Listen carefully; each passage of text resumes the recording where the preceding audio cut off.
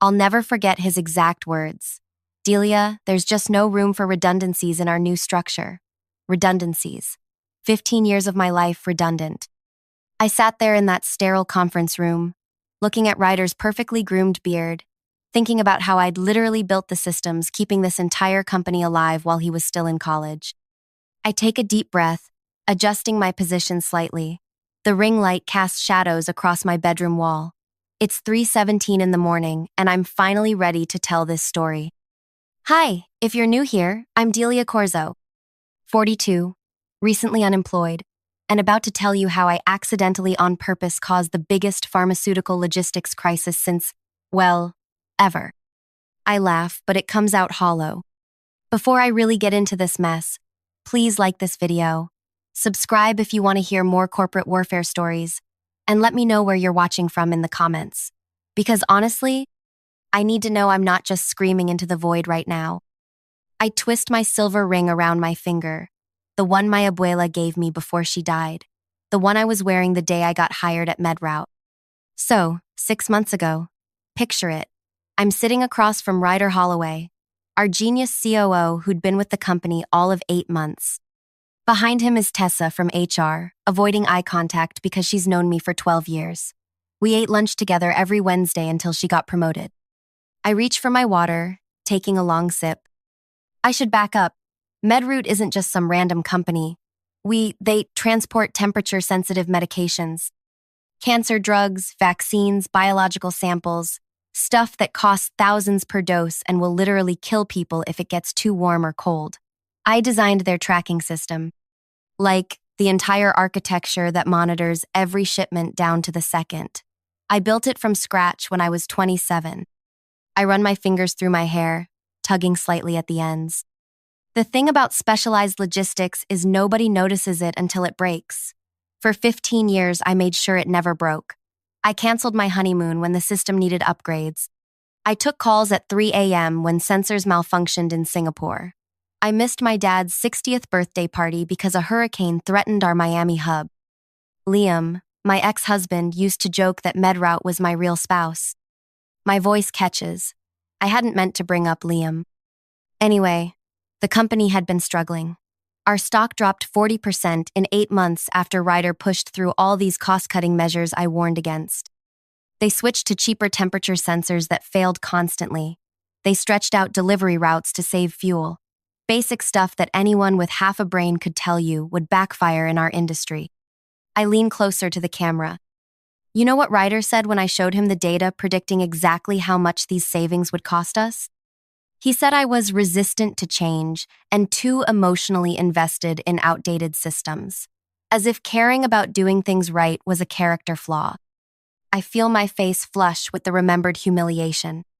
So there I am, sitting in this room with industrial carpet that smells like disinfectant, being told I'm redundant by a man who couldn't explain how our tracking algorithm works if his life depended on it. And Tessa is sliding this manila folder across the table with my separation package. 3 months severance for 15 years. I hold up 3 fingers, letting the absurdity sink in. I didn't cry, I didn't argue. I said, I understand, like some robot. I shook Ryder's hand, his palm was sweaty, and I walked out with security watching me pack up my desk like I might steal office supplies. I reach off camera and hold up a plain white mug. I did take this, though. It's just a company mug, but it was my mug. Used it every day for a decade. I set it down with a little too much force. Not my finest moment of rebellion. I look directly into the camera. As I'm walking to my car, still in shock, my phone buzzes. It's Adrienne Kim from FarmTrack. They're our MedRoute's biggest competitor. She'd been trying to recruit me for years, and I'd always politely declined because of, loyalty. I laugh bitterly. She texts, heard about the layoffs. When can we talk? I pause for dramatic effect. I almost threw my phone across the parking lot, not because I was angry at Adrienne, because in that moment I realized just how stupid I'd been. While I was canceling vacations and working weekends, MedRoute was building a company culture that could discard me without a second thought. And the competitors? They knew my value better than my own company did. I tuck my hair behind my ear, revealing the small tattoo of a compass on my neck. So I sat in my car, air conditioning blasting because it was June in Phoenix, and I typed back, "Tomorrow, your office." Name the time.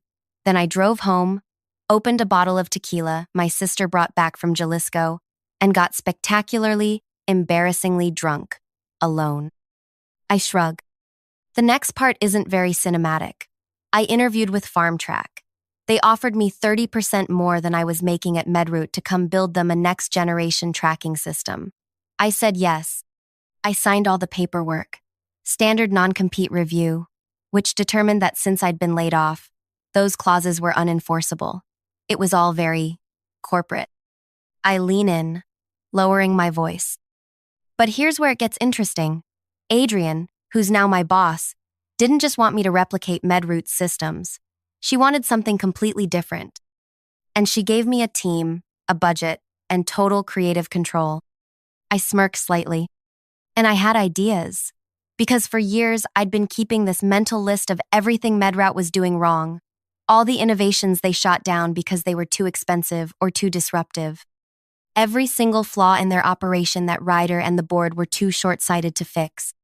I tapped my temple. I know every weakness in MedRoute's armor. Every single one. I know which hub managers take extra long lunches on Fridays. I know which temperature sensors fail in humidity above 80%. I know which clients have been dissatisfied for years, but stayed out of convenience. I know exactly how long their backup generators last during power outages. I lean back, crossing my arms. But I wasn't bitter or anything. I can't maintain the sarcasm and burst into genuine laughter. Okay, I was absolutely bitter. I was furious. And for the first time in my career, that anger became fuel for something brilliant. I hold up my phone, scrolling through something. 3 months. That's how long it took us to build FarmTrack's new system. We called it Pulse. It didn't just track shipments, it predicted problems before they happened. It rerouted automatically around weather events. It adjusted refrigeration levels based on outside temperatures. And it cost less to operate than MedRoute's outdated patchwork of systems. I set my phone down. We rolled it out quietly. No big marketing push. Just started approaching MedRoute's clients one by one. And we focused on the ones I knew were already unhappy. The ones Ryder had dismissed as demanding or not worth the maintenance effort. I smile, but there's no warmth in it. By month 4, MedRoute had lost 12% of their client base. By month 6, it was 27%. Their stock, which had already fallen 40%, dropped another 35%. I pick up the MedRoute mug again, turning it in my hands. But the revenge wasn't just in taking their clients. The real satisfaction came 3 weeks ago when Adrian forwarded me an email. FarmTrack had received an inquiry from MedRoute. They wanted to license our Pulse technology. I set the mug down carefully. They didn't know I had built it. My name wasn't on any of the press releases or marketing materials. I was behind the scenes, just like always. I take another sip of water, my hand shaking slightly. Adrian asked what I wanted to do, and I had this moment where I could picture Ryder opening an email that said, "System designed by Delia Corzo, formerly of MedRoute." I could imagine his face when he realized what had happened, that the redundant employee had created the technology making his company obsolete. I sighed deeply. But I didn't do that. Instead, I asked Adrian for something else. I pause, gathering myself. I requested to personally handle the meeting with MedRoute. And 2 days ago, I walked into our glass-walled conference room, where Ryder Holloway was waiting to discuss licensing terms with FarmTrack's chief systems architect. I can't help the smile that spreads across my face. The look on his face when I walked in. God, I wish I could show you a picture. It was like watching someone get hit with a bucket of ice water and then immediately try to pretend they're dry. I leaned forward, elbows on my knees. He recovered quickly. I'll give him that. Delia, he said, like we were old friends running into each other at Starbucks. I had no idea you were with FarmTrack now. I roll my eyes. And I just smiled and said, not just with them, Ryder. I built Pulse, the system you're here to beg for. My voice drops to almost a whisper. And that's when I slid my folder across the table to him. just like Tessa had done with my severance package. Except mine contained the licensing terms for Pulse. Terms that would essentially give FarmTrack oversight of MedRoute's entire operation. I shake my head slowly. I watched him skim the document. I watched his face fall as he realized what it meant. That MedRoute would become dependent on the technology I created. That they would be paying me in perpetuity for the privilege of using a system similar to what they could have had if they'd just listened to me years ago. I leaned back against my headboard, suddenly looking tired. He tried to negotiate, of course, tried to appeal to my loyalty to the company we built together, as if he hadn't personally shown me exactly how much that loyalty was worth. I run my hand over my face. And that's where we are now. MedRoute's board is reviewing the terms.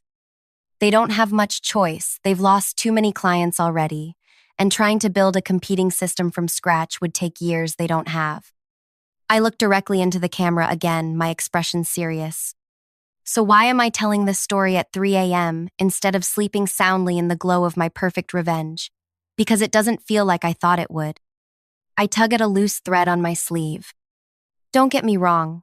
Watching Ryder squirm was everything I'd dreamed it would be. But I keep thinking about the other 199 people who lost their jobs. About Kira in accounting who has 2 kids in college. About Dev in operations who just bought his first house. My voice grows quieter. The truth is, I didn't just build MedRoute systems. I built relationships there. And even though my revenge was aimed at the executives who devalued me, it's affecting everyone at the company. I look down at my hands. That's the messy part they don't tell you about revenge. You can't control how far the ripples go. I glance at my phone as a notification lights up the screen. Tomorrow? Well, today technically, the board votes on our terms. If they accept, MedRoute essentially becomes FarmTrack's subordinate. If they refuse, they'll likely lose another 20% of their clients by year's end. I touch the compass tattoo on my neck unconsciously. Either way, I've proven my point. I've shown my value in the most definitive way possible. But I'm left wondering if burning down the house I helped build was worth it, just to prove I was right about the faulty wiring. I take a deep breath. I'll update you after the board meeting. This story isn't over yet, and I'm still figuring out how I want it to end. Because the thing is, I'm not just the villain or the hero in this story. I'm both, and I'm neither. I'm just a person who got hurt and wanted to hurt back. I lean forward, adjusting the camera slightly. If you've stuck with me this long, thank you. Leave a comment with your thoughts. Would you have done the same thing? Have you ever been discarded by a company you gave everything to? I want to know I'm not alone in this weird, conflicted feeling.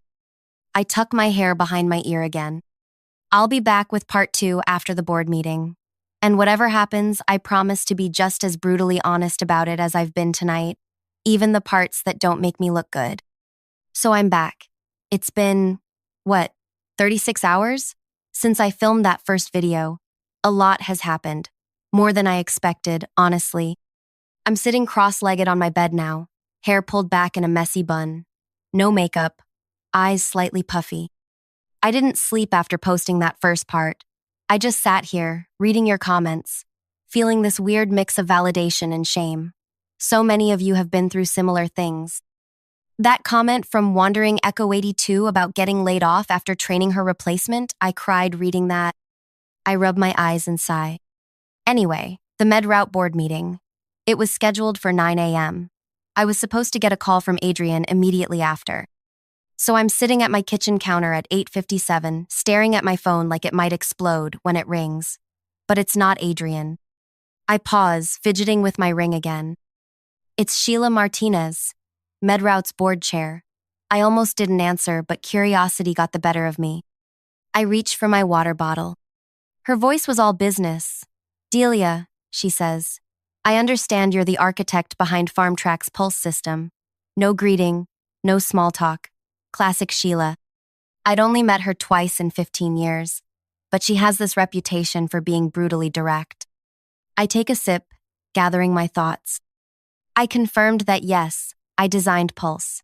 And she says, I'll never forget this. The board would like to hear directly from you before we vote.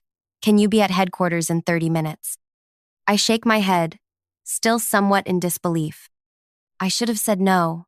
I should have directed her to Adrian. That would have been the professional thing to do. Instead, I said, "I'll be there in 20." I laughed softly. I've never gotten dressed so fast in my life. I had this weird moment picking out my outfit. Like, what do you wear to witness the culmination of your revenge plot? I went with this navy blue dress I'd bought for my divorce court appearance, but never wore because we settled. Seemed fitting. I lean in closer to the camera. So I walk into MedRoute headquarters for the first time since being escorted out 6 months earlier. The security guard, Joaquin, recognized me immediately. "Ms. Corzo, are you back?"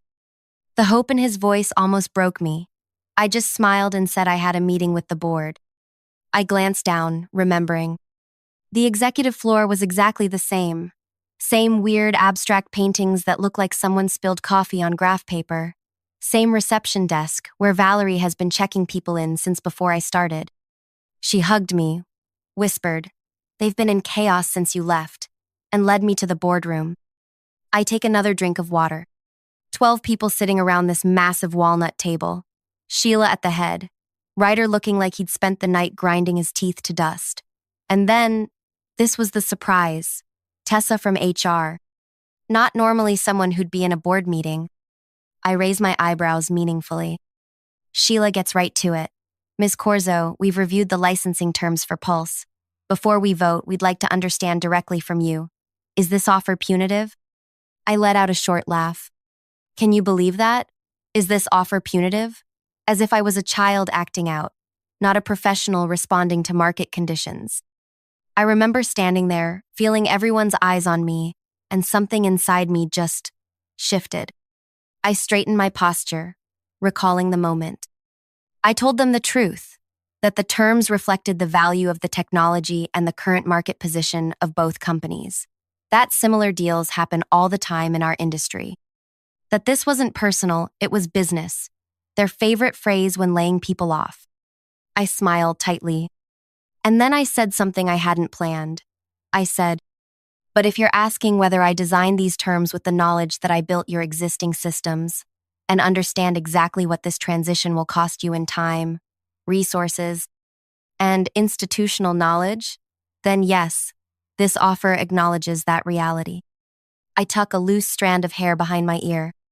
The room got so quiet you could hear the air conditioning. And then Sheila did something that completely threw me.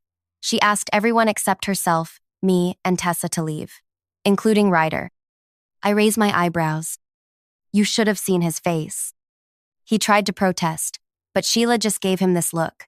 If you've ever worked for a truly powerful woman, you know the one, and he practically stumbled over his own feet getting out. I shift position, leaning against my pillows.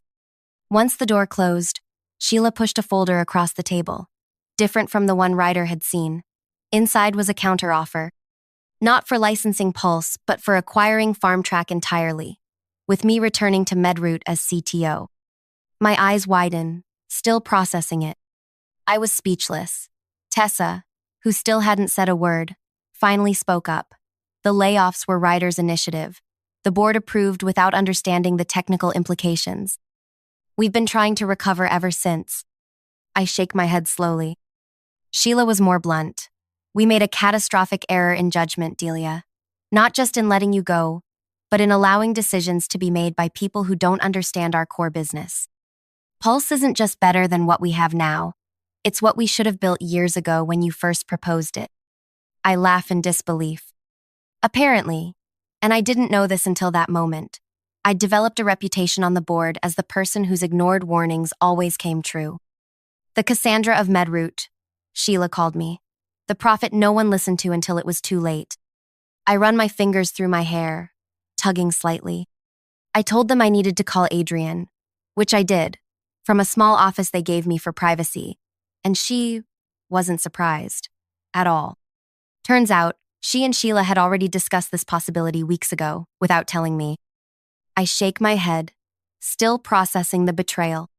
I felt manipulated all over again, like a chess piece being moved around by people with more power. I told Adrian that, and she said something I'm still thinking about. "Delia, you've always seen yourself as just the system architect, never the strategist. That's why people underestimate you and why you underestimate yourself. I looked directly at the camera. I went back to the boardroom and told them I needed terms that respected what had happened, that I couldn't just pretend the layoffs never occurred, that my return would have to mean real structural changes. I smiled slightly. Sheila nodded like she'd been expecting this. Name them, she said. I hold up 3 fingers. First, I wanted Redditor out. Not just demoted, gone. Second, I wanted a review of all 200 layoffs, with priority rehiring for positions in the new structure and meaningful severance improvements for those who couldn't come back. And third, I wanted a seat on the board, not as a symbolic gesture, but as the technical voice that had been missing. I take another sip of water. Tessa started typing immediately. Sheila just watched me for a moment, then said, "Anything else?" Like I'd ordered a coffee, not just demanded a corporate restructuring. I laughed softly. I asked for one more thing. I wanted the company to formally adopt an ethical framework for all future decisions, one that valued the human elements of our work as much as the financial ones. Because we're not just moving packages, we're moving medications that keep people alive. I looked down at my hands. Sheila agreed to all of it. We spent the next 4 hours hammering out details. The acquisition will be announced next week. Redditor was informed of his termination that afternoon. And I start as CTO on Monday. I shake my head in disbelief. So that's the twist ending I didn't see coming. My revenge plot turned into a corporate ascension I never asked for. The company that discarded me is now partially mine. And all those people who lost their jobs because of bad decisions, I'm now responsible for trying to make things right for them. I look thoughtful. Dev from operations, the one who just bought his first house, he's already accepted an offer to return. Kira from accounting is still deciding, but we're talking. It turns out revenge isn't the straight line I thought it was. It's this tangled path that sometimes leads you right back to where you started, but standing in a different position. I fidget with my ring again. The truth is, I'm terrified. What if I fail? What if I become exactly what I hated? What if this power changes me into someone who could lay off a 15-year employee without a second thought? I look up, vulnerability clear on my face. But I'm also hopeful for the first time in years, because now I have the authority to build the systems, both technical and human, that I've always believed in. And I have a chance to show that doing the right thing isn't just morally correct, it's also good business. I pull my knees up to my chest. I called Liam yesterday to tell him what happened. We haven't really talked since the divorce, but this felt important somehow. He laughed and said, "Only you could get fired and end up running the company." And then he said something that hit me hard. "You were always fighting for a seat at the table where decisions get made. Now you have it. What will you do with it?" I stare off camera for a moment. That's the question I keep asking myself. What will I do with this power I never sought? How do I use it without becoming corrupted by it? I don't have those answers yet, but I'm going to find out. I straighten up, looking directly at the camera. So that's where this story ends. Or really, where a new one begins. Not with the perfect revenge I'd imagined, but with something more complicated, more challenging, and maybe more meaningful. I smile, a genuine one this time. I want to thank all of you who commented on the first video, who shared your own stories of corporate betrayal and resilience. You helped me realize I wasn't alone in this experience, and you gave me perspective when I needed it most. I lean in closer.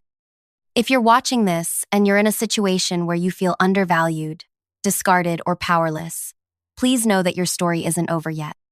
The skills and knowledge that make you valuable don't disappear when someone fails to recognize them. Sometimes they become the foundation for something you never imagined possible. I tuck my hair behind my ear one last time. I'll update you all in a few months, once I've settled into this new role. I promise to be just as honest about the challenges and victories as I have been about everything else. If you want to follow this journey, please subscribe, like this video, and leave a comment about a time when what seemed like your lowest moment turned into an unexpected opportunity. Because I could really use that wisdom right now. I smile softly. This is Delia Corzo, no longer redundant, still figuring it out, signing off. Thank you for listening.